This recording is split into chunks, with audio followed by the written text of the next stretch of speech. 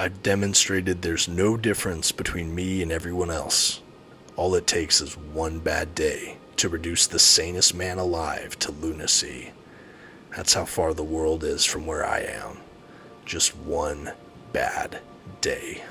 Today on the Comic Book Report, we're talking about Batman One Bad Day, the box set from DC Comics. Stick around and check it out.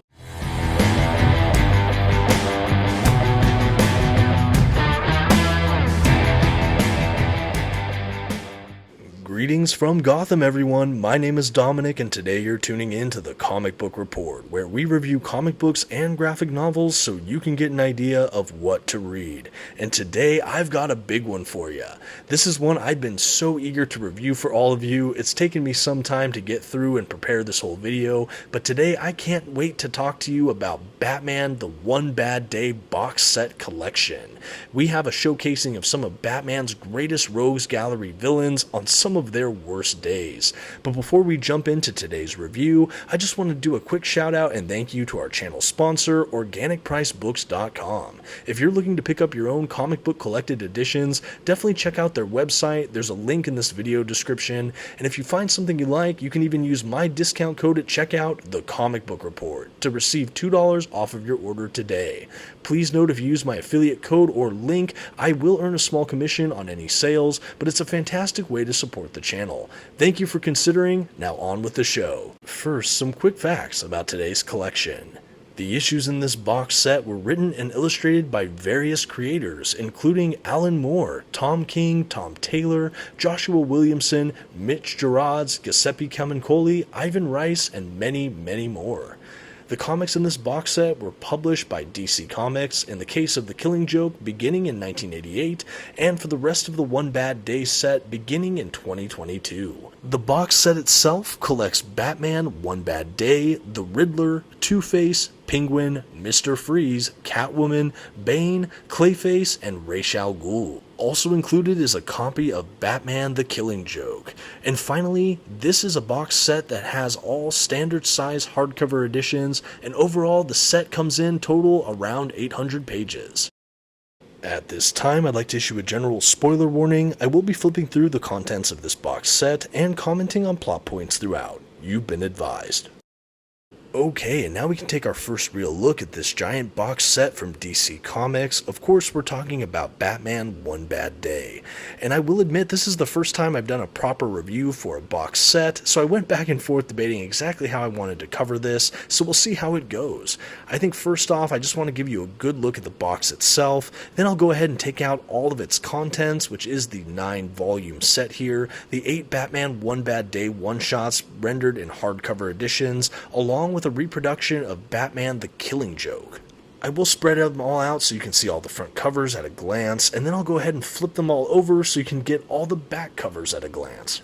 As I begin to make my way toward those steps in a moment, I do want to just do a couple banner things about this collection in general. As I mentioned earlier, they are all standard size hardcover editions. They are all basically one-shots, so they're not tremendously long, but they each have their own set of kind of artistic extras along with some other DC book solicitations at the back. I really like the uniformity in these collections. I've heard some people report that this is kind of a matte paper stock, and I will say it is a bit hard to determine for me. I would say I lean a little bit glossy, that this is a glossy paper stock, but if it is, it's a very light gloss. This is not a heavy archival glossy print paper stock, but I'd say it's much more glossed field than kind of the matte paper we get in a lot of, let's say, the Batman collections that get released here and there. So I did like seeing that. I like that it feels a little bit more glossy to matte, at least to my interpretation of this, but it's one of those collections where it's kind of right in the middle. I lean that it's a little bit gloss. As far as the binding goes with these, it's all very, very similar, so I will show you the binding on the Riddler collection when I get to that book first, but I won't show you any of the rest of the binding, but you can see as I flip through these collections what we're looking at here. Because they're so small, I'm not really worried about this binding. I think it is all glued, but like I said, I've had no problems with any of these volumes. And just look at all the different art styles for these books, so exciting. Most of these are indicative of what you can expect from the interior artwork. And then I really like on the back covers of all these books, we actually have the artist of The Killing Joke, Brian Boland, doing his interpretation of all of the other rogues from Batman's villains that are included in this box set on the back of the collection. So for the Riddler collection, we have Brian Boland's Riddler. For Two-Face, Brian Boland's Two-Face, all along the back. So even though the front has very distinctive art styles, the back cover has a kind of uniformity that really just draws this collection together for me. Love seeing it. I will note, if you haven't noticed as well, these are just hardcover editions in a box set. There is no dust jacket for any of these in the collection, no dust jackets whatsoever. But I think the uniformity still really works, and I absolutely love it. Still a great set of art on all of the different hardbacks. Really cool stuff, DC.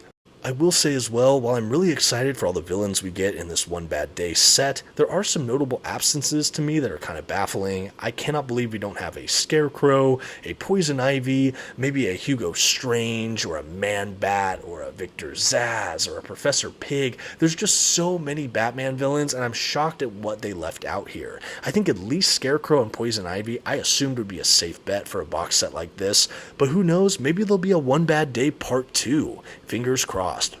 Okay, and I think that was some of my banner notes about this collection overall before we dive into the individual books in the set itself. One last look at the exteriors here, all the front covers, and then let's go ahead and dive into the first book, Batman One Bad Day, The Riddler. Okay, so our first book in the collection, Batman One Bad Day, The Riddler. This was written by Tom King and illustrated by Mitch Gerads. And right from the jump, I just want to say, as we look at the covers again of this book, that this is one of my favorites in this entire box set. In fact, it's probably one of my top 3, along with Clayface and Ra's al Ghul. More on those later. For now, just take a look at this incredible artwork. Love, love, love the book design. As far as the design and aesthetic go, I think really DC made this a labor of love. I absolutely love the uniformity across these collections. It's really something to behold. And I love, again, that we get the Brian Boland artwork on the back of each of these volumes. Again, it just brings these collections together, and I think it really just works. It makes the books pop, absolutely, and I think it looks really great on a bookcase. And here's what I mentioned earlier, a quick look at the binding. I can't totally tell, but I think it is glued. All the binding is very similar across this entire box set, so this will be the only time we take a look at the binding. I have no problems with it. They're all really small collections, very, very limited gutter loss. Overall, no complaints on the binding from me across this entire set. Okay, now we can go ahead and jump into the book proper. Again, this is Batman One Bad Day, The Riddler. And as we begin making our way into this collection, again, these books all collect a one-shot issue that's maybe a double-long issue or so they're not terribly long, but they all contain kind of a vignette following the main villain in the title for each of these books. And I think overall you can think of this kind of like a loose anthology series. They're all tied together by this one theme or idea, One Bad Day, which is the quote I said at the beginning of this video, which comes directly from Alan Moore's The Killing Joke. The idea is the Joker's talking to Batman about how everyone in the world, every person, the world itself is just really one bad day for being as kind of crazed as the Joker is. And so I think the idea with this set is that these books each follow a villain on their bad day, or as they reflect on a bad day. And I think overall the different collections follow this to varying degrees of success. Some play very fast and loose with this idea that make me almost wonder, how was this included in a One Bad Day collection, whereas others feel like they're really trying to pay homage to the Killing Joke itself in various ways. And I think in no way is that more apparent than in Tom King's The Riddler. This book has a lot of visual homages to the Killing Joke, right from the way this starts and ends with the kind of 9-paneled rectangles, a lot of the kind of flashback narrative from when the Riddler was young and presumably getting that Riddler identity in many ways. And there's a kind of grim, dark aspect to this whole storyline. I think that this is far and away the darkest story in this box set, unless you include the Killing Joke itself, which is also deeply dark and disturbing. I think that this is overall one of the most powerful Riddler stories I've ever had the pleasure of reading. And I think being a fan of Tom King and Tom King's work on his Batman run, I was really surprised how dark he made the Riddler here. I remember his Riddler in, the War of Jokes and Riddles, or whatever that was called, as well as Batman Batman Killing Time, which also heavily used the Riddler. But seeing him in this, in One Bad Day, this was such a sinister, terrifying, creepy Riddler in a way I had never seen before. I do think that all these stories are relatively non-canon, other than potentially the Killing Joke, but I suppose I don't know that conclusively. At any rate, what we get here is one part a Riddler origin story where we see him abused in many ways by his father. He's striving for kind of perfection in this kind of elite academy growing up. He's clearly a brilliant boy who has been kind of twisted by this kind of perfectionism. It kind of breaks his brain. He has a teacher that even though he can ace all these exams, he misses credit on at least one question that involves a riddle. He cannot seem to crack it or solve it, and his perfectionism and kind of anal retentiveness makes him just eventually snap, especially when coupled with some of the abuse he receives from his father, both verbal and otherwise. It's a really dark, sad story about a guy who would eventually become the Riddler.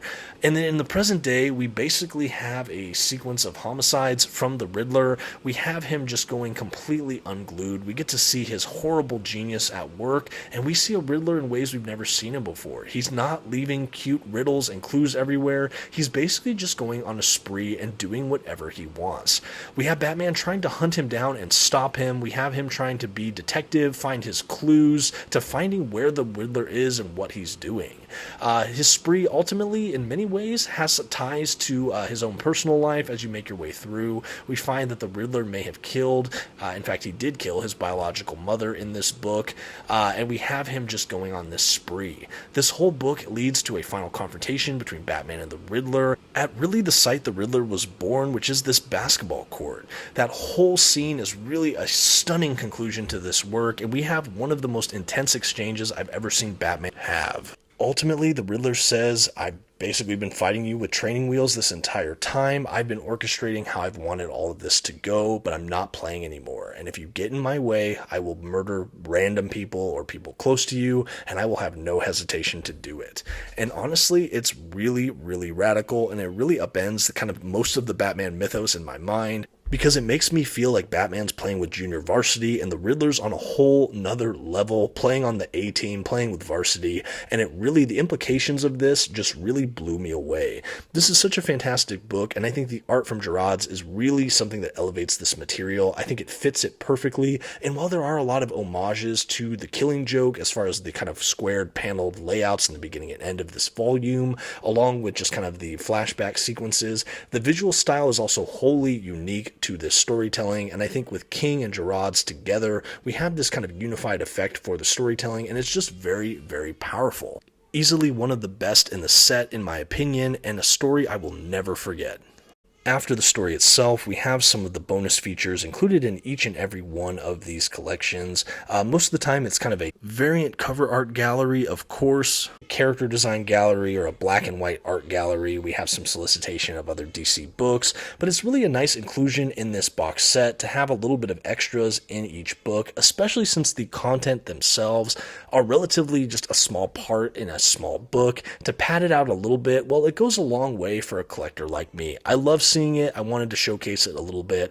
As far as the rest of these books, most of their extras look very similar to this. I may not show the extras in every single volume as I review here, but certainly this is kind of expected, what you can take a look at here. You can expect that in just about every collection. And hey, before we go to the next book, if you're enjoying this video, don't forget to give it a like, and if you haven't yet, please subscribe to my channel. I'm always releasing comic book review videos, unboxings, sometimes tours or list videos, shorts, fun community posts, and so much more. Thank you for considering. Now let's get started with our next book. Okay, and next up in this box set, we have Batman One Bad Day Two-Face, written by Mariko Tamaki, penciled by Javi Fernandez. And right from the jump, I will say that this was another fun read. I think that this was probably middle to lower tier for the entire box for me, but I always love a fun Two-Face story, and this was certainly interesting. Like the other books in this collection, I do want to do a quick look at the different covers for the actual hardback itself. It really just contains that One Bad Day Two-Face one-shot along with some extras at the back, but I love how it's laid out. I love that each cover has its own unique cover artwork, but that the back draws it all together with that Brian Boland art of the different villains. How he did Two-Face as well, I just think is really spectacular. And now that we're done looking at this cover, I'm going to go ahead and start transitioning into the book proper. I'm not going to show the binding again. The binding for all of these, again, is exactly similar to what we have on the Riddler collection, so definitely take a look at that if you fast forwarded. At any rate, jumping into this, the title of this one-shot, I believe, is called A Great Men, which is kind of a fun play on the duality of Two-Face in one individual. I think overall this story had a lot going for it. I think the art by Fernandez was really exceptional here. I think it really outlined a lot of these characters I'm familiar with in a great way. Everyone was recognizable. I thought the art was super graphic and intense, and it really worked for Two-Face just to get kind of his grotesqueness going.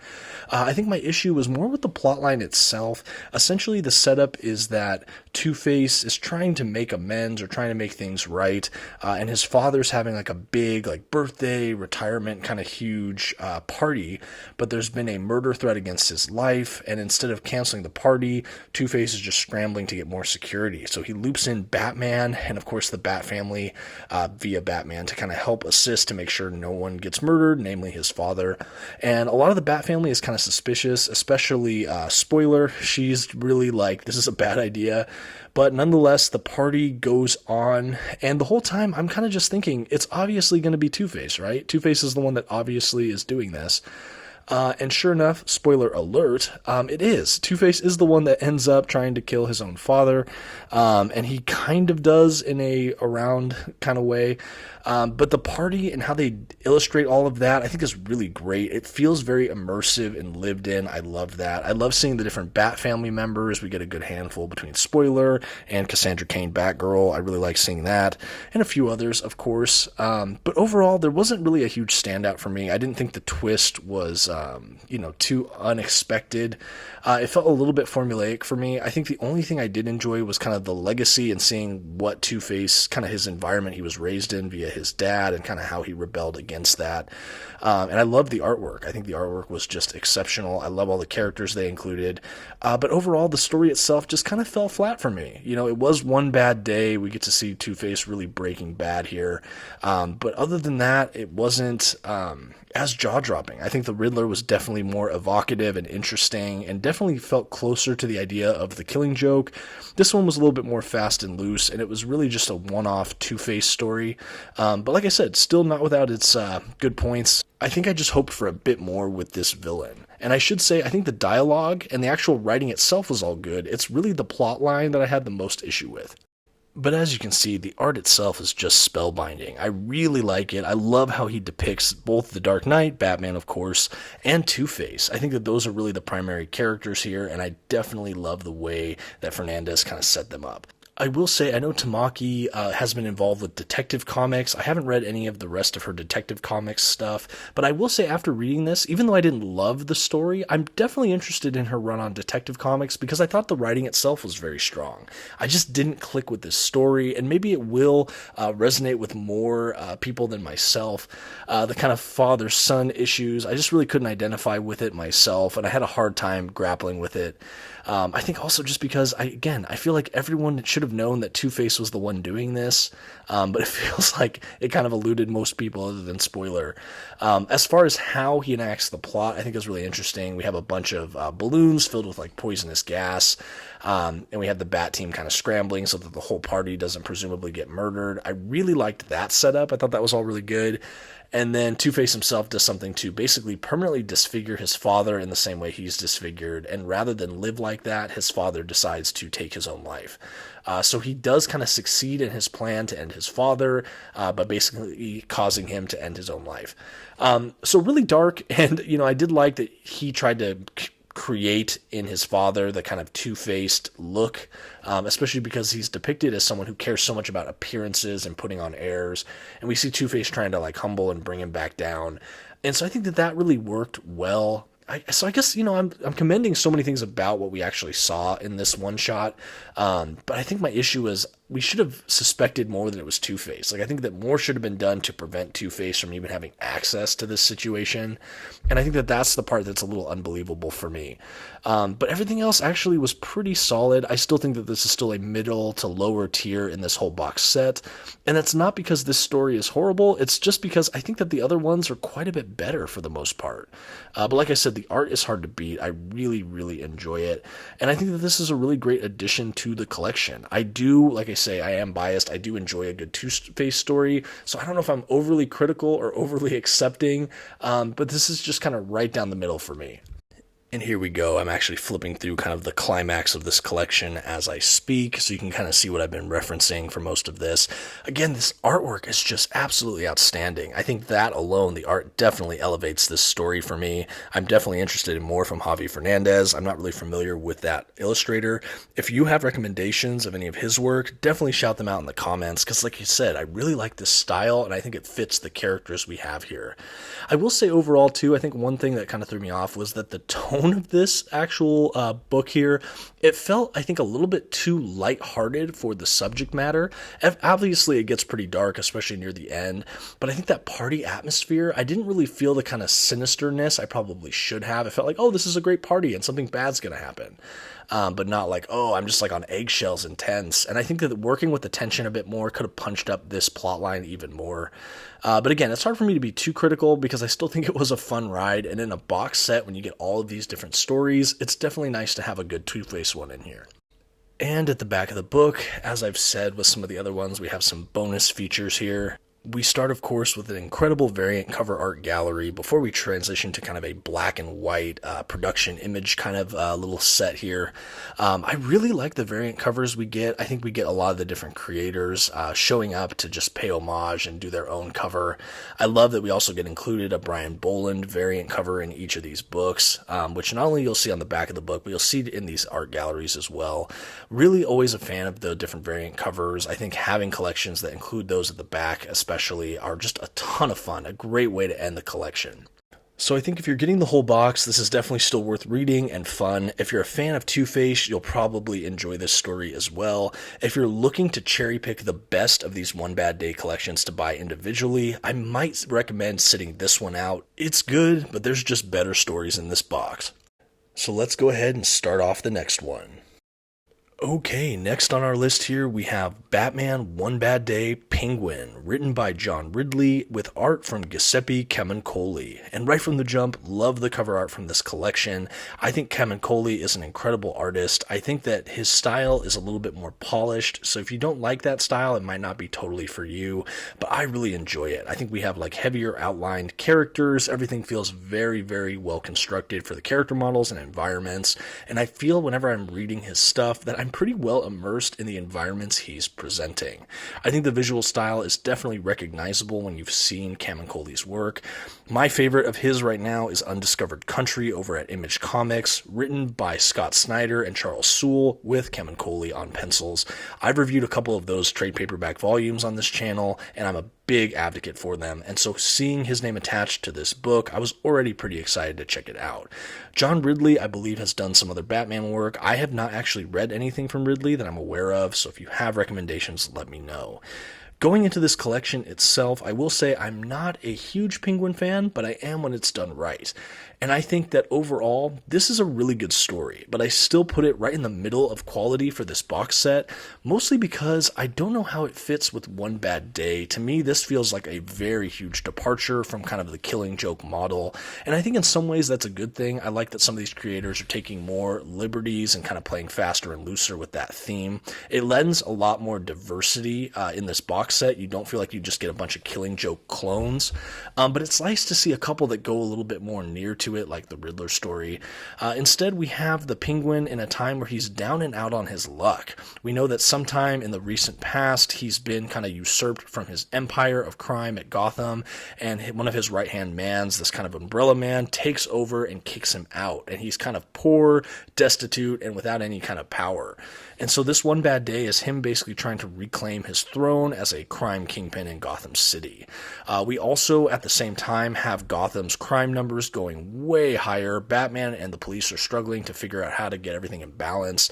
And we're kind of led to believe that Penguin, while he is kind of malevolent force and kind of, a huge gangster or criminal in Gotham, he did have kind of his own code of ethics, and he kept everything relatively in check. So the implication is that things have gone awry because he's not seated in power, and this new guy doesn't have some of his own boundary lines that Penguin has.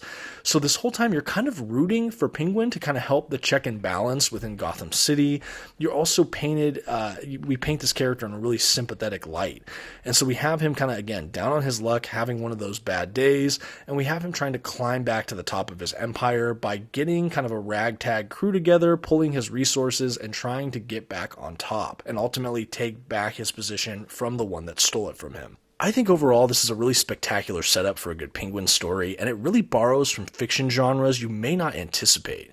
I think that in many ways this feels like a heist narrative, in that we have Penguin making his plans, assembling his team, having kind of orchestrated instructions and steps on how to get his ultimate ends. We also have a kind of bank robbery scene, so even more heisty in that way. We also have kind of this unlikely hero narrative, and he's really not a hero, but really like kind of a kind of lesser evil within Gotham City, and you're pulling for him as kind of an anti-hero. This is a really great read if you enjoy the Penguin as a character, of course. I think especially if you feel like you're sympathetic towards Penguin in any way, this is a really good one to read, because we get a very, very kind look at the Penguin. Yes, he's still villainous. Yes, there are times he's still animalistic and a brute and really, really gnarly, to say the least. But again, you're kind of pulling for him, and I think that that's a really good testament to Ridley and Camuncoli, where they made him such a sympathetic character here. The inclusion of Batman in this story is interesting too. We have him kind of not liking this idea of choosing the lesser evil, but ultimately acquiescing and kind of letting it happen. I think that that's kind of an interesting moral area for Batman to be, and I like that he was put in that position in this narrative. I think it worked really well. I also did like the kind of drawing together of Penguin's team. I think that all the characters in this short story were really well defined, really unique, and it all kind of worked for me. I kind of bought it, if that makes sense. We also have him kind of trading up. Like, he gets like a gun with one bullet, then he gets kind of a gun with 3 bullets, then he gets some like a helper, then he gets some funds, then he gets more people, and we just get to see him kind of rags to riches himself, pulling up his own bootstraps and trying to get himself back on top, this time presumably honoring his team a bit more. I think it just works. I do think that Camuncoli's artwork is really sharp and great here, but we don't really have some grit in this story. Like I said, the art in this is particularly polished and rounded, which match kind of the features of Penguin, but I think it lends a kind of lighthearted nature to this collection as well, that I think I would have preferred it to be a little bit dark, especially in the One Bad Day collection, but the art is still really beautiful throughout. I really enjoy this style personally, so I am a bit biased. As far as the plotline goes, again, we have him assembling this team, and we do get a handful of flashbacks, kind of his troubled childhood, and how we have Penguin's kind of ideologies formed around this idea that yes, like being liked is nice, but ultimately having power can buy you a level of allegiance that even being liked can't. And there's a kind of respect that comes with power, and we see kind of his interior motivations coming through just from his childhood trauma. And I think that that is something really, really true for this kind of One Bad Day and Killing Joke model. So I did enjoy seeing that. I also think his crew was really interesting. We have this woman who can kind of make her fists super inflated, and she can just wail on people. And then we have a henchman for the guy he's trying to dethrone, who's kind of a bad henchman, but ends up being like a really great henchman because he's just so unstable and willing to just go wild. And then we have him trying to contact this kind of group of mercenary assassin women, basically, who at first want to have nothing to do with him, but after the current Kingpin basically kills off some of the members, they decide to join Penguin again, and we have them basically storming the castle, for lack of a better word. And the final confrontations between this Umbrella Man and the Penguin are really intense and brutal. He's this younger, kind of slick Kingpin, and he doesn't really...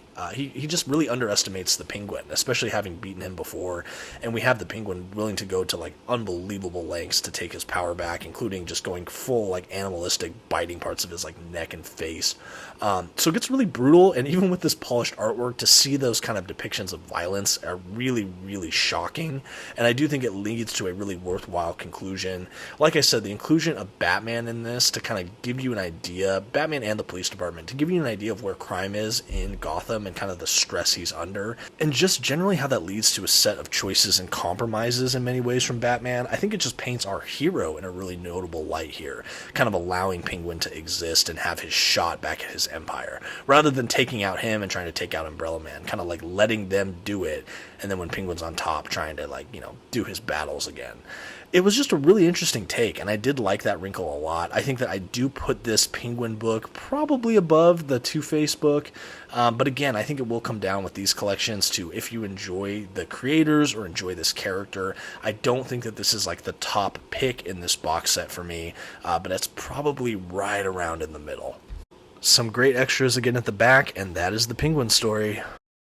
Okay, next up in our Batman One Bad Day box set, we have the Batman One Bad Day Mr. Freeze, written by Gary Duggan and penciled by Matteo Scalera.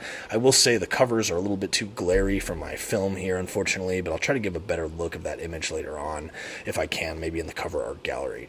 But the art in this collection is one of my favorite standouts about this whole work in general. There's a kind of Art Deco-inspired look to the art from Scalera, at least in my opinion, that is really evocative of some of that classic Batman the Animated Series, like title cards or kind of architecture, and I really like that style. I think it really works for a good Batman story, and in particular a story like this Mr. Freeze story. I think that it has a lot of great sharp edges that are juxtaposed with this kind of cool like eyes, the circular red eyes of Mr. Freeze, or the kind of domed helmet of Mr. Freeze. But I really like kind of the art direction in this book. I like that it feels cold, it feels pretty intense, and I like that we have in this book, it is essentially a Christmas story. It is winter in Gotham. There's snow and it's chilly out, and you have this kind of warmth and tenderness between the season and what Batman and Robin are trying to do for Mr. Freeze throughout this volume. We have that right next to just the coldness of Mr. Freeze and the temperature and the season and everything going on within him, and having those kind of warm and cold clash. Even in the end, we have Batman in a batsuit that's kind of a heated batsuit, so we get a very like overt and real warm versus cold kind of battle at the end, and I think it just works on so many levels. This is a really fun story. I put this kind of upper middle in the collection overall. I do really like Mr. Freeze, and I like how he's depicted here. Overall, I would have made a couple changes, and I'll get to that in a minute, but this is a fun story. Essentially, at its core, we have Batman and Robin kind of going into the holidays, and they're talking about kind of the villains, and hey, can any of these guys be redeemed? And Batman and Robin kind of decide that, who could really be redeemed is Mr. Freeze. Victor Freeze just kind of had a tough break with his wife in this accident, but he's really a normal guy, or he's really a guy that could totally be redeemed. Maybe we can help him and his wife Nora. Maybe technology has advanced far enough that we could make an ally here. We can turn him away from his life of crime by helping him get his wife back. And I think that that's a really noble idea. We get this feeling that Batman is trying to give Robin hope, and he's trying to encourage Robin, who sees like the best in people and hope and redemption, and that's really just true to form for Robin, particularly Dick Grayson, and I think it just works here.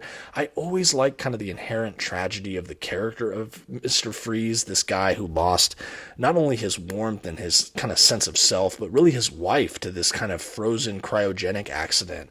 She has this disease and had to be cryogenically frozen so she didn't pass away, and then we have Mr. Freeze obviously colding himself, but at any rate, this is a really fun story. We do get a lot of flashbacks to what it was really like within the marriage of Victor Freeze and Nora, and we get kind of a more insidious and just sinister in general look at Mr. Freeze. We have him being very controlling, possessive, and emotionally detached within his own marriage, and unfortunately the depiction we get is not this loving marriage that was torn from him, but really he was a deeply flawed person, and we could see that in his relationships, and rather than kind of honor her wishes and let her pass peacefully, he refuses to let her go, and he's in his own crusade to keep her alive. Regardless of her wishes or what she wants, he really tries to isolate her from her friend group, and we just have this really possessive look at Mr. Freeze.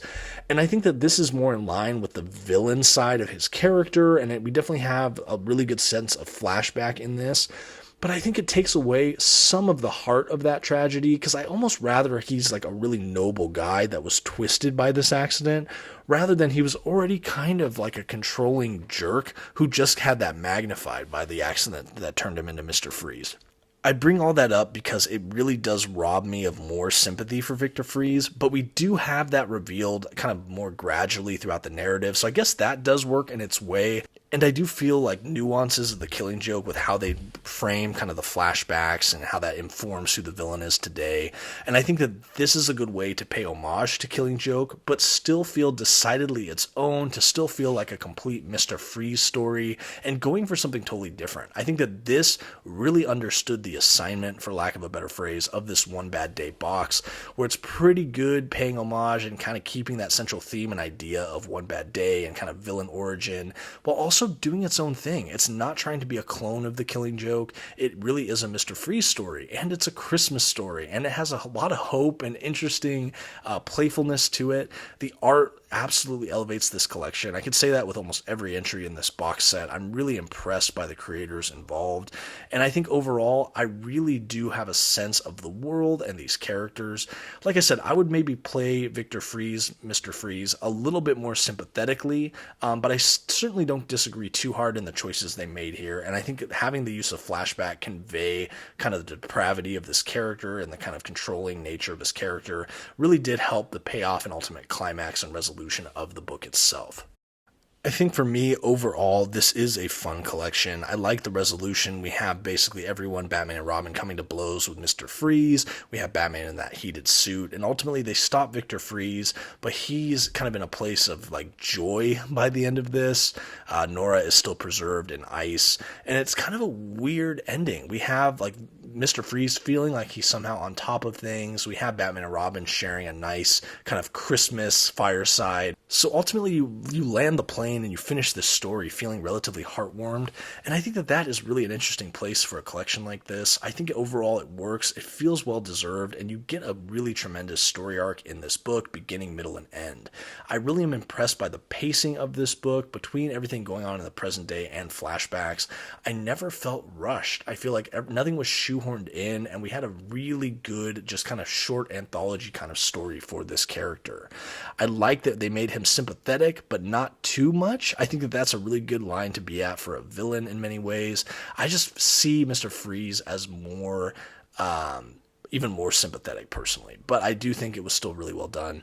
I like this one. This is one I would definitely recommend. It's upper middle for me, so it's not top tier in this box set, but it's pretty close for me. I think that this is one, if you like Mr. Freeze, I'd recommend it. And even if you don't like Mr. Freeze, I might still try to throw out a recommendation for this book if you're planning to buy individual volumes rather than this entire box set. I certainly wouldn't have been disappointed if I bought this individually, having read it, and I think that that's really a commendation for a collection like this. Yes, it's shorter like all of these others, but it's a really good time. And I think the fact that it is kind of a holiday set story just adds even more to the reading experience. It's nice to have a holiday or Christmas story in a comic book, particularly a Batman comic. It just is really fun for someone like me. Thoroughly enjoyed it. And as we reach the end of the actual narrative and story itself, again, we have that great variant cover art gallery. We have some character models and things. Love that we get these extras. I've said it once, I'll say it again and again in this video. What a great way to pad out these one-shots for these small hardcover books, having the kind of artistic extras. I think the variant cover arts are such a triumph. You can see a lot of artists having what looks like a lot of fun at this effort, and I think it really, really just shines. I love that they're showcasing each of these incredible villainous characters. I again would have loved to see characters like Scarecrow and Poison Ivy, maybe Harley Quinn and Man-Bat, but hopefully future collections might show up eventually. Maybe they'll do a One Bad Day Part 2 or Another Bad Day. I guess time will tell, but I think this is a pretty good one. I love seeing Mr. Freeze served a kind of center spotlight role, and I think we definitely get that in a collection like this. And that's going to do it for Batman One Bad Day Mr. Freeze. Definitely upper middle for me, worth recommending, a really fun read. Okay, and next in the box set, we have Batman One Bad Day Catwoman, written by G. Willow Wilson and penciled by Jamie McKelvey. And right from the top, I will say I was surprised to see someone like Catwoman in this box set. I know that she is such an iconic Batman character since the beginning, but I think especially in recent years, we have her much more on the side of the angels, so I was interested to see her in the kind of villain anthology. I think if they're looking for even a female villain, they could have cherry-picked someone like Poison Ivy or even Harley Quinn for a more villainous take for this box set. But no, they picked Catwoman, and I guess a collection like this would have felt empty without such a main Batman character. But I think even how she's depicted in this book is pretty baffling, because she's not depicted as a villain. Minimally, I mean, at most, she's kind of depicted as a thief, which she is, but that's really how villainous we get here. And essentially, this is a sort of intimate heist story where she basically just tries to steal this artifact from kind of a auction at like a museum or some kind of auction house that has a really important personal significance to her and her family. Basically, when she was younger, apparently her mom had this kind of family heirloom that was supposed to be priceless, and her daughters, one of them being Selena Kyle, were kind of down on their luck, poor and hungry, and she ultimately had to pawn off this, this relic, this piece of antiquity, and they were given like maybe $200, and even then she felt ripped off as if it was worth more, but the pawnbroker kind of said, well, it's a fake, or I don't know that I can get a lot for it, so this is the offer, take it or leave it. And now it's present day. Now her and her sister are fully grown, their mom is no longer in the picture, and she sees it up for auction, and she knows she wants to steal it. She feels like this is an important antique that's worth way, way more, and to kind of vindicate the past that her mom was robbed for this artifact, this auction house is selling it off, presumably for a really high bid, and she wants to steal it first. And we basically have her doing that only to kind of find out, like, this is actually a counterfeit. It was never real, or was it? No, not really. And I think the back and forth with that and kind of this idea of what we put value in or what we believed is just an interesting idea. We also have this elder woman who kind of seems to be serving the auction house, so we find out is herself kind of a master criminal and thief in the vein of Selena Kyle, but maybe a little bit more and somehow a bit stronger or superpowered. That's kind of her nemesis in this story, and it is a bit unexpected and surprising. We do have Batman show up a couple times, a couple notable appearances, and he plays kind of this like flirty boyfriend character who's trying to discourage her from taking on this older woman that he's actually tracking to try to bring her down criminally. But he's not really trying to be too possessive or in her way. We have them kissing and just kind of being sweet. And I think that's really fun. I am kind of a shipper for Batman and Catwoman. I like the stuff when they're together. I love what I saw during the Tom King era, for example. But I think it's just really funny in a box set like this because this all feels very lighthearted. It doesn't feel dark or sinister or villainous. Yes, this does kind of show us a bad day in the history of Catwoman. We do have kind of the past echoing into the present. And so we do have kind of those ideas playing out in this book. But this is maybe the most lighthearted in the entire collection. I mean, the stakes are pretty low. We don't even see a ton of criminal activity other than kind of a robbery. And so that is kind of surprising. It was almost what I expected reading this Catwoman book. I was hoping it would go a bit darker. I think there's a way, especially in a book that relies on flashback or history, that we could have gotten kind of the edgier side of Catwoman, the more villainous side of Catwoman, and we just don't get that here. And I don't know that it was a misplay, because again, I like the kind of fun-loving kind of side of the Angels Catwoman we've gotten in modern day, but I think we could have gotten a little bit more. I even think about something like Tom King's Batman Killing Time, that was kind of a flashback Batman story that had the more villainous Catwoman. I think that would have been a spectacular way to showcase this, you know, especially even in flashbacks, or she maybe reverts for a minute to her old ways, or like something like what James Tynion did in their Dark Designs, his Batman arc, where Catwoman is kind of trying to keep her past villainy sort of a secret, or aspects of it, from Batman. I think that would have even been more interesting in a One Bad Day collection, when you're still trying to emphasize this connection between Batman and Catwoman, having her grapple with the implications of what she did in the past as a villain. But instead, this all feels fairly sanitized. We have a really good-natured Catwoman who's really just dealing with a personal history problem with this artifact. But it's still fun, and it still has that kind of like heist burglary kind of feel. So if you like that narrative, it's certainly fun. The art feels very, very modern and polished, but it really pops off the page. page. I actually really like what we got from the artist here. I think the writing was even pretty strong. It felt authentic and true. I just would have liked to see it go maybe a tad darker or focusing more on the villainous nature of Catwoman to be in a box set like this. But in spite of that kind of twist that I didn't see coming, I do think this was still a fun story. To me, it almost feels like a backup story we might have gotten, or part of an annual, throwing in kind of a little one-shot like that. It does not feel like this is the Catwoman story we would get in a Batman One Bad Day collection, if that makes any sense at all. But I think if you can kind of shelf that, it is still a fun story. I do probably put it toward the bottom of the quality list, though, just because I don't feel like it's the strongest narrative out there. I think if you're looking for a good Catwoman story where she's just like a sympathetic, caring character who is kind of in love with Batman, you will still enjoy this. But I think there's just richer, deeper character stories we get for Catwoman that this maybe is not one of those. I think I was hoping for a little bit more because I have grown to really love this character, especially in the modern era when she is more of this kind of light-sided ally. But I just don't think that this was maybe the set to showcase that aspect of Catwoman. I could be wrong. It was still really fun. I think the cover art and the art throughout it was really stunning and something to look at. I think, like I said, it was written all really well. It's just almost like tonally, I don't know how it feels with the rest of this box set. On the upside, it does lend an incredible sense of diversity within this collection, and I still think it's fairly well written. It's definitely well illustrated, and it's definitely a fun one to take a look at. I don't know that I would have purchased this as a standalone, but it's nice to have it in the box.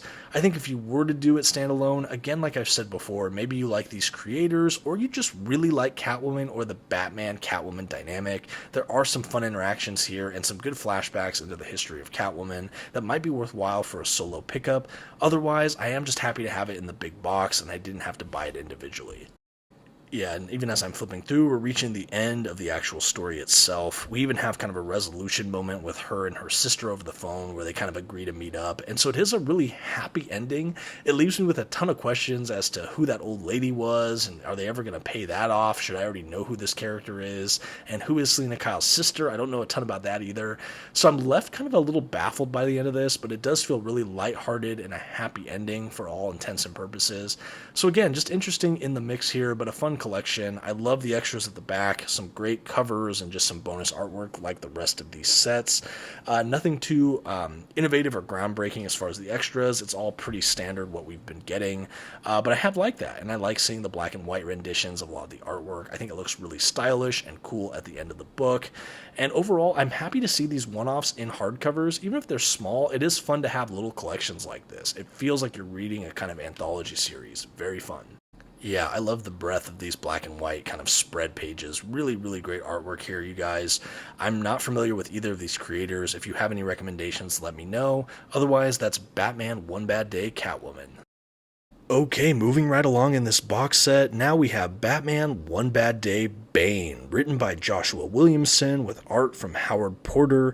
The title of this story is called The Last Vengeance of Bane, and I will say before I'm fully dive into the storyline, this is one that was really recommended to me or people spoke very highly about. I'm becoming much more of a Joshua Williamson fan as I read more and more from him, between his stuff with Batman, his stuff on Flash, his stuff I've read on Birthright over at I think Image Comics. I'm really just beginning to like Williamson. I think he's a really just qualified comic book writer. I like what he does in the superhero genre. So I was interested, especially when I had it recommended. I'm not as familiar with the art of Howard Porter, but it has a really sketchy, gritty, intense style to it that I actually really liked. It's really evocative and interesting, and I think overall it looked like it was going to fit perfectly into this collection, and I will say that this is a worthwhile entry. I personally put it, again, probably upper middle. It's right around the same caliber as the Mr. Freeze story for me, if I had to rate it, probably. I will say I am a bit biased. I just don't overly love the character of Bane. I've read some of his appearances in different runs. I think he can be used very effectively. He has a really cool look to him. He's very complex and interesting, but for whatever reason, I have a hard time just relating to this character or feeling clicked into every narrative he's in, basically. I have a hard time connecting with them, but I was eager to read a story like this, especially when we focus on the villains. I'm like, maybe it'll help me get into their world or care about this character a bit more. I think overall it did, but I think the incarnation of Bane we get in this story is unlike one I've ever really read. It takes place in, I think, a near future where basically most of Venom around the world has been wiped out. We have Bane kind of being a retired kind of criminal who's now sort of a Mexican wrestler who kind of reenacts the moment he breaks Batman's back in the ring night after night. But we have this feeling that the glory days are kind of behind him. He's still really big and bulky, but he's done using Venom, and he lives kind of a solitary, lonely life. And even though he's doing pretty well and he has this legacy, he's not really proud of it, or he feels like he can't ever outstep that event. And in this kind of whole stew, we have him approached by someone who basically said, hey, there's more Venom being made at this location. Do you want it? I've heard you might want it. And he very aggressively says, like, let's go get it, because we find out he's on this huge quest to destroy every remnant of Venom, the formula, everything. And we find out through a sequence of flashbacks that him and Batman were actually teamed up in the past to remove all traces of Venom. And presumably during this quest, Bane inadvertently gets Batman killed, or he feels responsible for it. And we have a lot of questions as to what exactly happened, and we get more flashbacks as the book goes.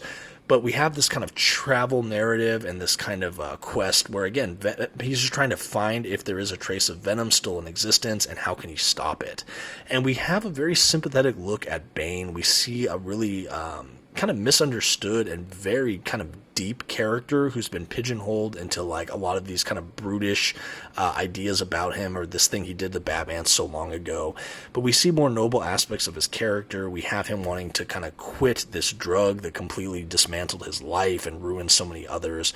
And ultimately we have this climax where he finds this compound. We find this scientist who's worked on this formula, and he's experimenting to make it do all these other crazy things. And it's basically a total like face-off between that character and Bane and this kind of helper that's been along for the ride.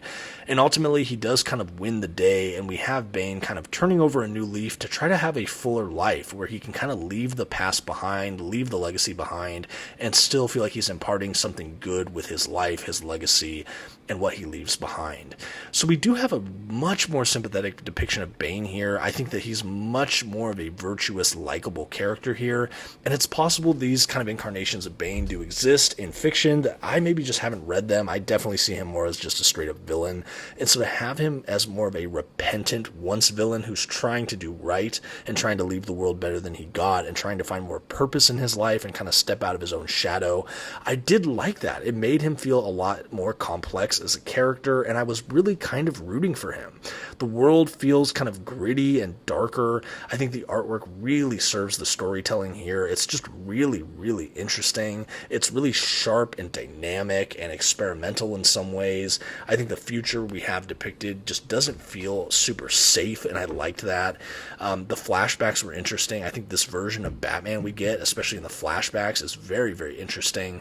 And I'm left where I can't always tell, like, did Batman actually die? When the last appearance that Bane has with Batman, is that all in his mind, or does he actually exist? What happened? Maybe I'm reading it wrong, but I like that it's a little bit weird, kind of by the end of this collection. But we still have this kind of weird, bittersweet, happy ending at the end, which again, I'm really surprised at how many of these One Bad Day collections end in a happy ending when the Killing Joke itself was so grimdark, and stories in here like the Riddler are so grimdark.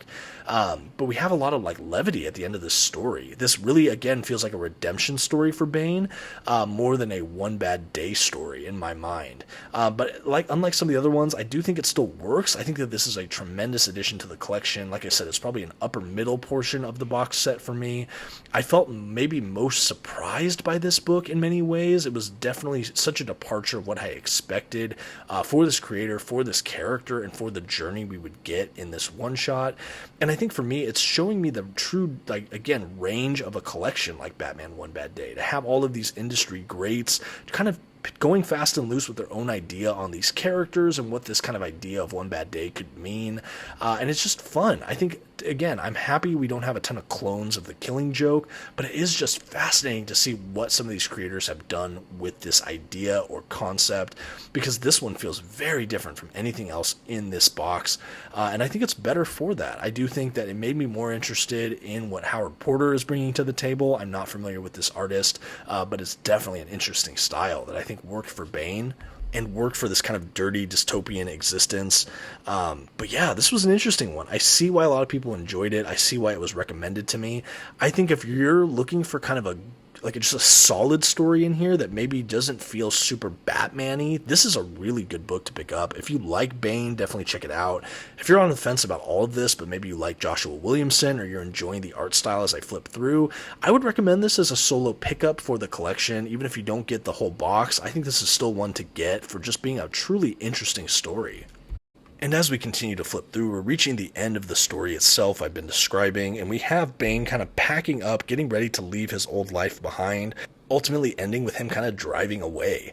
And I think that this is a really good next chapter of his life, when so much of the actual story here was how he couldn't kind of escape the event of his past, breaking the bat and his criminal legacy. The fact that the end of this is so much like leaving it all behind and moving into the future, I think thematically we cover such rich ground here that really has a great payoff. This is such a great short story, beginning, middle, and end. I never felt like it was rushed or the pace was wrong. I could see how they could have made this a big, long story arc, but I think its brevity really helps serve the purpose of the story. Really well done, Williamson. I think that this is such a great, great piece of fiction for the Batman universe, especially in this kind of vignette short story style. I think it all really works, and I think thematically, like I said, it's just really, really rich, and it just feels in some way the most complex narrative in this collection, I would say, and I think that for that, it's really pretty outstanding. Well done, well done. We got the kind of typical extras at the back, and that is Batman One Bad Day Bane. Okay, next on our look here at the box set, we have Batman One Bad Day Clayface, written by Colin Kelly and Jackson Lansing, with art by Hermanico. This story, I believe, is titled No Notes, and for my money, this is probably my favorite in the entire collection. I think that this, Riddler, and the next story are in my top tier for the entire box set.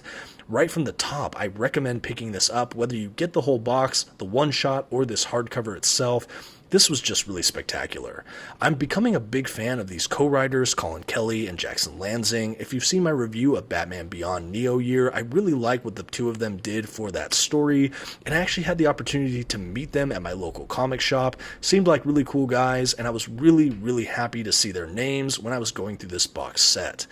That being said, I also am a fan of Clayface in the recent years. Ever since I read some of the run from James Tynion on Detective Comics and that Rise and Fall of the Batman Omnibus, I just had such more of an appreciation for Clayface. He became such a great, sympathetic character for me, a kind of weird anti-hero, and so to see him in a box set, stressing his kind of villainy, I was just all for it. And I think overall, this set really didn't disappoint. It gave me a lot of what I was hoping for, and even more. I think it really played true to this kind of one bad day idea and the kind of villainous themes for this whole set. I think it really, really played itself well, and it's just a fantastic standalone story. The art from Hermanico really just knocks it out of the park. It really feels modern, fresh, interesting. I like the kind of digital assisted sort of look to it.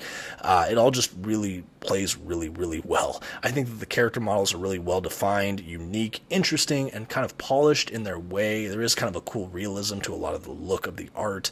I think also because this story is set basically in Hollywood, we do have a really different sense of place, not being in Gotham, and I like it. I really like seeing kind of the sunny California days for a story this horrendous and insidious and interesting. And I love seeing Hermanico's art. Whenever Clayface goes full on clay on people and just gets really intense and we see the clay effects, I just think it looks really good. It plays out kind of like a weird horror story / trying to live out your dream story in a really twisted way. And wow, I think it's just powerful. And I think we have kind of a fuller look at Basil Karlo and this character. And we have basically him, Clayface Basil Karlo. He's kind of this once actor who gets horribly disfigured into this clay monster who can kind of shapeshift into people, especially once he kind of absorbs them or kills them. But we basically have him under an assumed name in Hollywood, presumably trying to live his acting dreams once again. And he's kind of playing off a kind of young and struggling actor who thinks he's like this high tier, highbrow actor who's just being passed over. And we have him making friends with kind of this ragtag group of other kind of interesting or aspiring actor or production kind of Hollywood types. And it's this interesting co-ed group, and we have him initially trying out for this role that they believe he's wrong for. And he's trying to say, no, I'm perfect for this. And it appears to be kind of a stage or theatrical rendition of Batman the Killing Joke, the kind of origin of the Joker. And I think that is such a cool like meta commentary in this box set. Basically, Clayface is trying to be the role of Jack Napier or the Joker, and he has this idea like, hey, I've been to Gotham, I know these characters, I know the tragedy and what we're trying to stress here, this is what you want.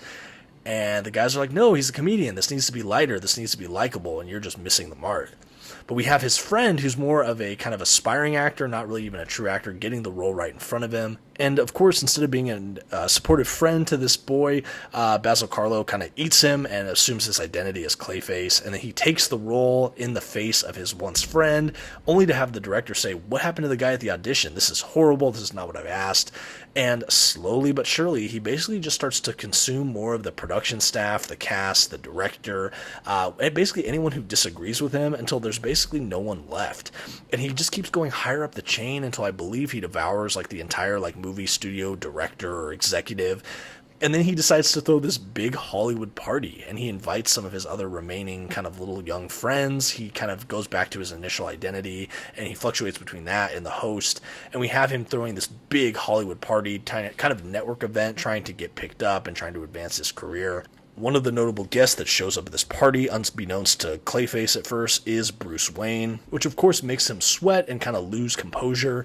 And right away we have the sense of stakes kind of upping the ante. And we had him throughout this book kind of going through people and working his way up until he's at the top of the heap now, trying to figure out what to do. And we have his friends basically wondering where their missing friend is. And basically, Basil Karlo begins to fray, and they realize after he admits, I'm Basil Karlo, and they recognize the name, that their friend is actually the villainous Clayface, and they kind of start to believe that he might have consumed their other friend. They freak out, he tries to attack them, and shortly after, in comes Batman.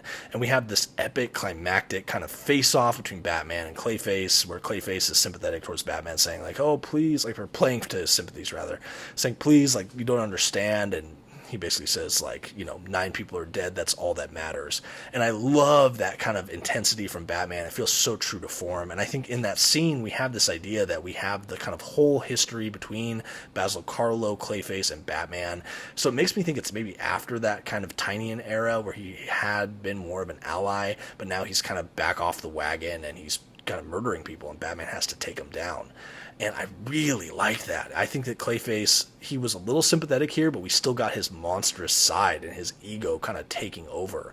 And this story was just super effective to me. I think the art absolutely served the narrative. I love, again, that it was in Hollywood. Outside of Gotham, we had these kind of sunny kind of atmospheres that was very different from the dark, gritty, dreary Gotham we often get for Batman stories. And I think it really, really just played up kind of the suspense and kind of haunted, insidious nature of like what's just behind this beautiful veneer. It's this monstrous kind of darkness, and I loved seeing that. I think kind of the final scenes where we have Clayface just not even sure who he is anymore after consuming all these different identities and kind of losing it in the asylum. Really, really powerful stuff. I think that this was a really great addition to this box, and in fact, personally, like I said, this is one of my favorites. This is easily one of the top 3 for me, and really, really stunning work. It just makes me so happy that these creators are doing so well, and absolutely makes me want to follow their careers moving forward. Such an incredible story. I think I would recommend this to anyone if you're kind of a DC Comics or Batman fan. If you're looking at this box set, but you maybe only want to buy a couple individual books instead of the whole box, highly recommend Clayface at the top of the list for me. Absolutely stunning work here that I will think about for some time. I'm sure I'm going to revisit this book in the future as much as depends on me. A really, really great collection here. The last couple pages in this story, these kind of sprawling vistas and images, and ultimately where Basil Karlo, Clayface is, it's just really haunting and beautiful. I think the art from Romanico, again, is just absolutely jaw-droppingly beautiful.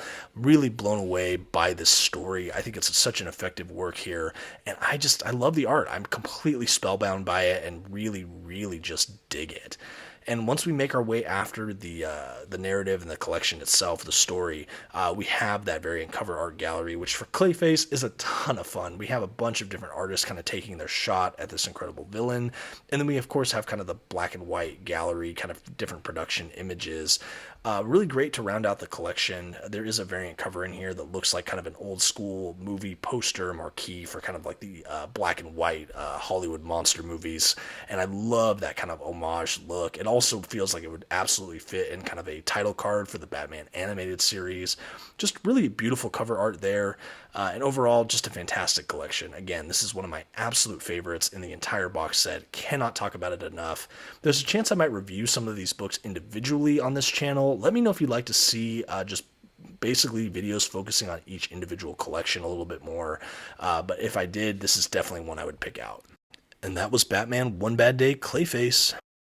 Okay, and now we've made our way to Batman One Bad Day Ra's al Ghul, written by Tom Taylor with pencils from Ivan Reis. And I will say this is the final of the Batman One Bad Day collections I'm going to be reviewing in this box set.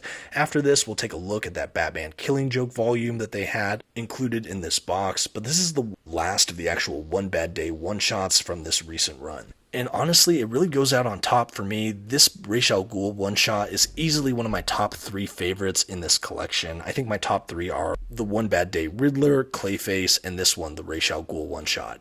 Really, really good stuff here. Tom Taylor is definitely a notable name I've been following since I enjoyed some of his work on Injustice. I love what he did over at All New Wolverine, and then I've been a fan of his ongoing Nightwing title. Ivan Reis, I've seen do different DC books. I think I saw him on Flash. Forgive me if I'm wrong there, but I know there was a big DC book I saw that I really liked him on. To me, he's absolutely a great DC artist, and so this seemed like a power team to me. I've always loved Ra's al Ghul, the kind of cerebral global implications of this villain. I love seeing how he faces off against Batman, and the idea that Ra's al Ghul is effectively immortal and has been around for so long and is kind of a genius. Then we also have the familial ties to Bruce Wayne now between Talia al Ghul and him, and having Damian Wayne, Robin, of course. I love the way that kind of connects Batman with this character. There's been certainly a lot of rich history between both of these two incredible characters and their rivalry or an adversarial relationship, and I think that this is just really spectacular. We have a couple of flashback scenes in the long life of Ra's al Ghul, where he was kind of helped out by wolves, and he's kind of like, when he first is finding the Lazarus pits, we have this idea that the memories he's having are everything that goes to his head after he's kind of coming into resurrection. And when he's kind of reawakening and being reborn, he kind of has the same memories of this time long ago, and how the earth was long ago, and how his life was long ago. And so the first thing he kind of thinks about when he wakes up is how heartbreakingly different the world is today, and how broken it is, and how he needs to fix it and save it. And I think that that's such a cool wrinkle for this character that lends a lot of interesting purpose behind a lot of his motives and what he's trying to deal with and do. It makes him a really sympathetic, and his kind of whole quest to kind of save the world, air quotes. I really like that. I like that he's a villain who thinks he's the hero. I think that just works really well, and that's definitely the incarnation of Ra's al Ghul we get in this one shot, and it's just really well done. We have Damian Wayne, Robin, fighting alongside Batman, trying to take him down throughout this book, which I think was absolutely the right choice. Of course, that's the Robin you're going to have with a Ra's al Ghul story, and I think it was just thoroughly effective.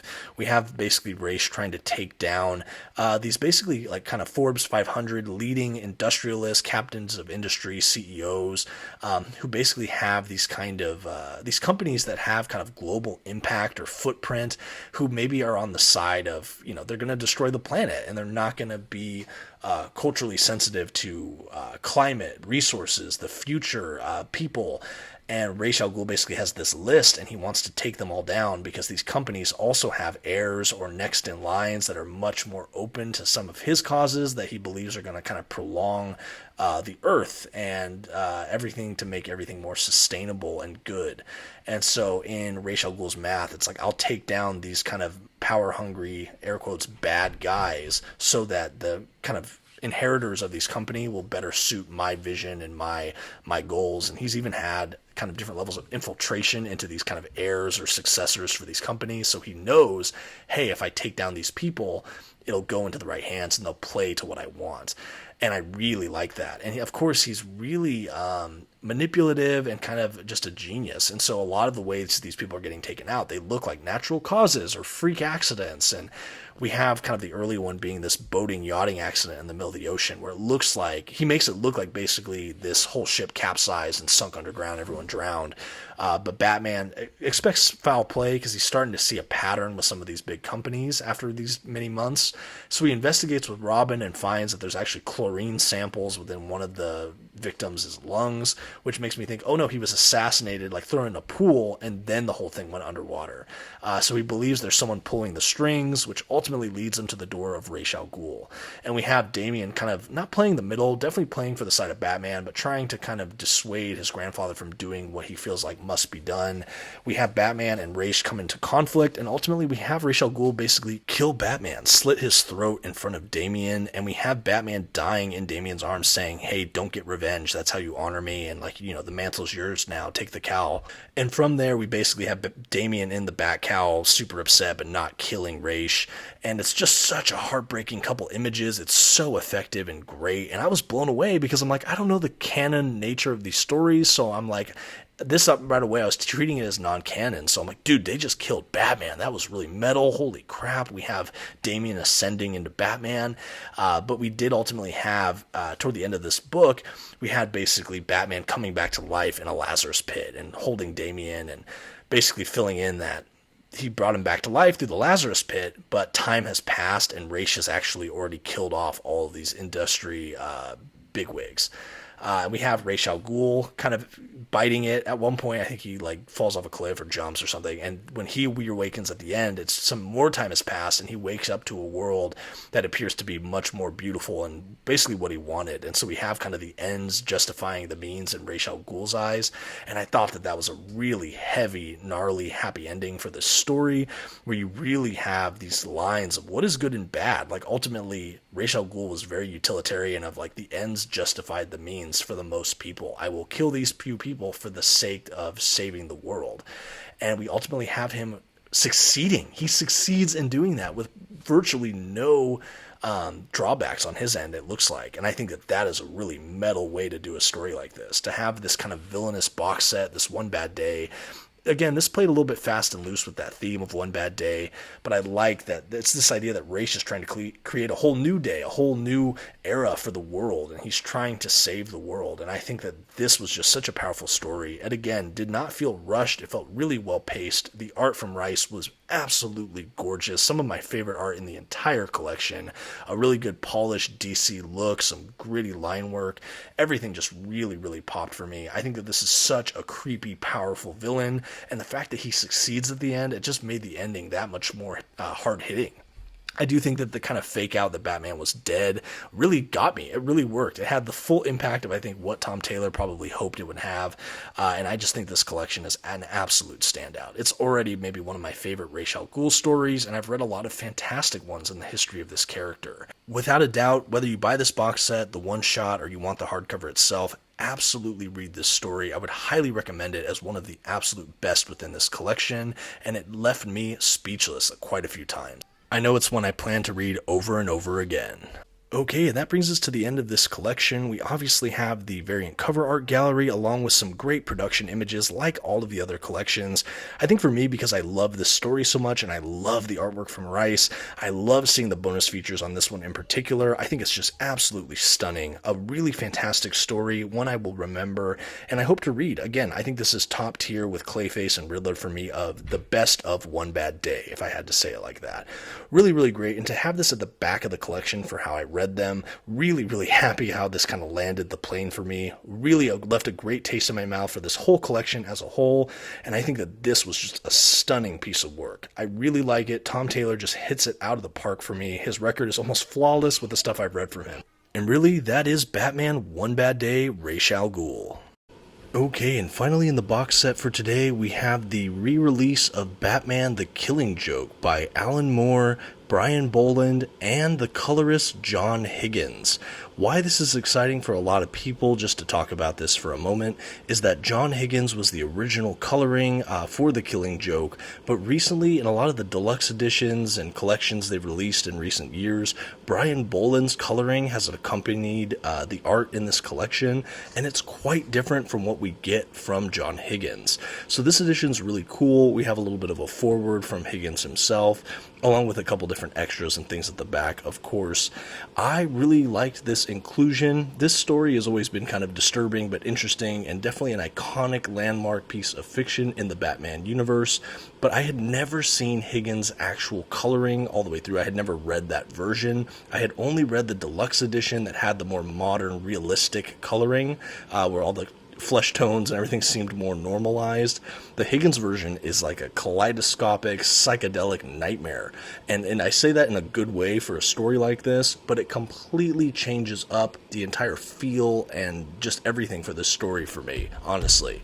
In the future, I might do a more dedicated review for Batman The Killing Joke. For now, I'll just kind of do a flyby for it like I have with these other volumes. This is such a landmark piece of just storytelling in the Batman universe. This, for those that don't know, is where Batgirl gets shot kind of through the spine and loses the ability to walk for a while. After this point, she becomes Oracle for some time, before she's restored as Batgirl, obviously.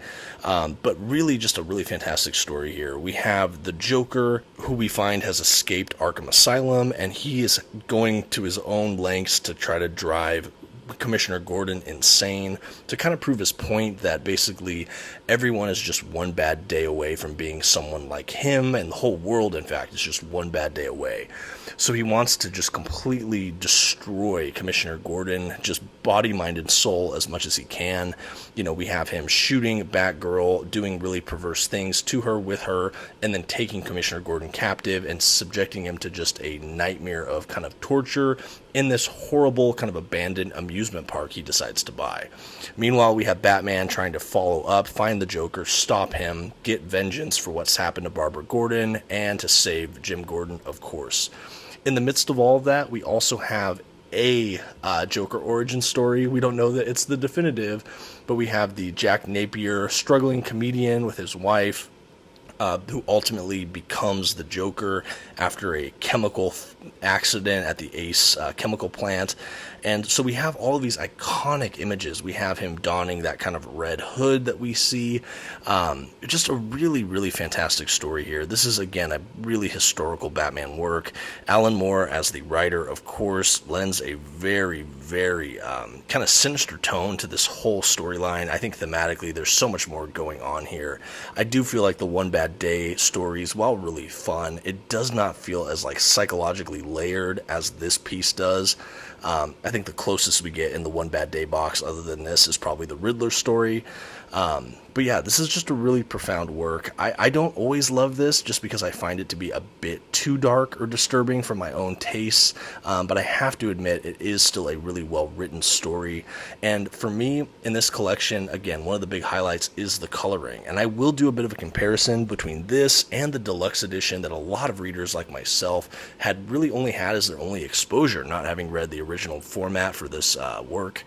And I read something that was along the lines of, the Brian Boland coloring is a more realistic take and look at what the events might have looked like, almost from Batman or anyone else's perspective, versus the Higgins coloring is very much of like the Joker's perspective on everything. I really like the take on that as far as comparing the coloring, and I know reading Higgins' work here, it just was really eye-opening. I really got to see this story through a whole new light, and I love just the sharp contrast we have in colors and tones. It feels very evocative and sinister.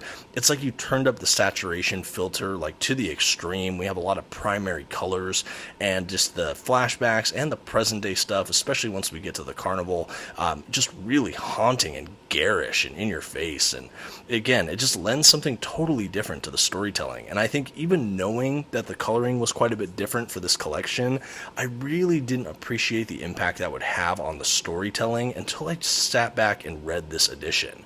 Really, I would recommend anyone who likes The Killing Joke, who's maybe read that one version, check out this coloring. Check out the original coloring. I certainly understand why people were upset seeing the modern coloring, because this is just a completely different read in many ways. It actually has me reflecting on colorist jobs for the comic book medium, and I really maybe underestimate just how much they have an impact on the storytelling, having read the different version here. By the end of this story, we have Batman stopping the Joker, but what's really interesting about how this story ends is there's implications that, did Batman kill the Joker at the end of this story? I really like that it's kind of uncertain. I think that there's really good arguments either way on that. The canon nature of this story is also really interesting to me, where we obviously have events like when Joker shot Batgirl. That is definitely a canon event, but I don't know, because of the ending and your interpretation of it, is this an entirely canon story? I don't know. I really don't know. Maybe you in the comments can let me know what you think. I think it leans more canon than not, but it's definitely a fascinating read. I've reread it a few times now, and I feel like I get something different from it every time I read it. After we read the main story, we have kind of this interesting backup story that's also quite disturbing, and a different handful of extras. I think because this came out in the 80s versus just recently, there were more extras or kind of behind the scenes stuff to pull from that. So this collection does really feel different than the rest in the One Bad Day box set, but I think it's still cool that they included it, particularly for the restored coloring, but also for collectors who maybe haven't read Killing Joke or really want to see kind of what is the setup for this whole set. It makes this whole collection feel more rounded out. You kind of get the idea of what they were going for with One Bad Day. We have the quotation that kind of inspired the whole One Bad Day collection in the pages of Killing Joke, which I used to start this video. All pretty memorable stuff here. These are, again, some of those extras I'm talking about. This is, of course, kind of production or work-in-progress images of that bonus story at the back. Again, I would have liked to see more on the actual Killing Joke and less special features about the making of that other story, which is, again, quite disturbing. But we have a good handful of extras outside of that. We have a lot of cool different collection covers or homages or different... there's that bit that talks about kind of how he created the look of the cover for Killing Joke. I just like the behind the scenes. I think, again, because this is more of a legacy story at this point, we have a little bit more to pull from as far as the extras. I know that there is an absolute version of this as well. I'm not privy to what the extras are on that version. I think they might have even had both the new and original coloring on that. I'm not clear. But this is the only other version I've read outside of that deluxe edition, which I will show momentarily to give you a little bit of a compare-contrast of these versions. The deluxe edition I have is an oversized format, but it has that Boland covering versus the standard size hardcover that is the restored Higgins coloring. And rounding out the back of this book, we have some about the authors and kind of creators pages. And that's really this standard size hardcover of Batman the Killing Joke, which, again, I was happy to see in this collection. I really liked my opportunity to see those restored colors. And speaking about those colors, like I mentioned earlier, I would like to do just a quick comparison comparing this standard size hardcover of Batman the Killing Joke with the oversized deluxe edition Batman Killing Joke that I also have, just so you can compare the different coloring jobs. I think that the one by Boland is certainly a really nice coloring. I like the more realistic approach, but again, the stuff from Higgins, knowing that this was kind of the original that was released, I get why fans were kind of outraged by the deluxe edition, because it just paints it in such a different light. I mean that pun absolutely intentionally. But you'll see here just kind of the differences here. We'll do a couple different pages doing a comparison. Let me know if you want to see a more full comparison video for this work here. But I just wanted to show a snippet of it to round out my coverage on this box set, because I think it's important. I think it's important to see what we're talking about and why this edition is so exciting for so many collectors like myself. And I think that's going to conclude our coverage of Batman the Killing Joke for today. Again, let me know in the comments if you would like me to do a more full review on either this standard size hardcover or the deluxe edition for the Killing Joke, or even something that just is more dedicated, looking page by page for the most part through the colors. But I just wanted to do a brief primer so you can all see what I'm talking about when I've spoken about it and why this is such a cool addition to this box set. And that is all 9 books included in this One Bad Day box set from DC Comics. We'll have one quick look at all the covers again as I put them back in the box. Really love the presentation we're given in this box set. I don't have a ton of box sets from DC Comics. When I heard this was announced, I was hoping to get a copy. And overall, I'm really not disappointed. I think so many of these stories really hit for me, but the quality did go up and down. I'll mention that a little bit when I give this a grade momentarily. But overall, this is such a great collector's item piece. I don't know if DC's going to do a ton more like this. I've said it a couple times throughout the video, but I would really like to see a sequel taking on even more of Batman's Rogues Gallery. I really hadn't read anything quite like this outside of course, The Killing Joke, and maybe that Joker's Asylum miniseries or two was another kind of anthology focusing on different Batman villains. But to have this kind of format for these one-shots is really a ton of fun. I do wonder if people collecting the individual volumes at this price point will be slightly disappointed, but I think there's enough collectors out there that hopefully enjoy this entire box set, and if you are buying individual volumes, hopefully I've helped give you an idea of what they contain, and you've heard my recommendations for some of my favorite. Thank you again so much for watching. I'd love to get your feedback on this video, but also if you've read any of Batman One Bad Day or even The Killing Joke, let me know in the comments what you think, maybe what your favorites were. I had a blast making this video. It did take quite a bit more than my usual. I don't always make videos like this. I actually think this is my longest video of record. So if you're still sticking around, kudos and thank you so much for watching. It means the world to me. If you enjoyed it, definitely give this video a like, maybe share it with a friend. And I think that we're getting close to the end here. All that's left to do is to give Batman One Bad Day, the box set, a grade. For this incredible box set brought to us by DC Comics that included some of the industry's greatest creative talent, the Comic Book Report is happy to give Batman One Bad Day, the box set collection, a B. Overall, if I had to grade it all, this is definitely an above average collection that has more hits than misses. Obviously, my grades on each of the individual stories would vary, and let me know if you'd like to see some individual breakdowns and videos in the future. If I had to do a holistic grade though, I'm gonna give it a B. I do think that the storytelling can be a bit uneven throughout this collection, but there are so many great stories. Of particular note for me are the Riddler collection, the Clayface collection, and the Ra's al Ghul collection. There were some incredible artists and writers that I actually hadn't even been exposed to yet in the past that I got to know through this collection that I'm going to keep an eye on in the future.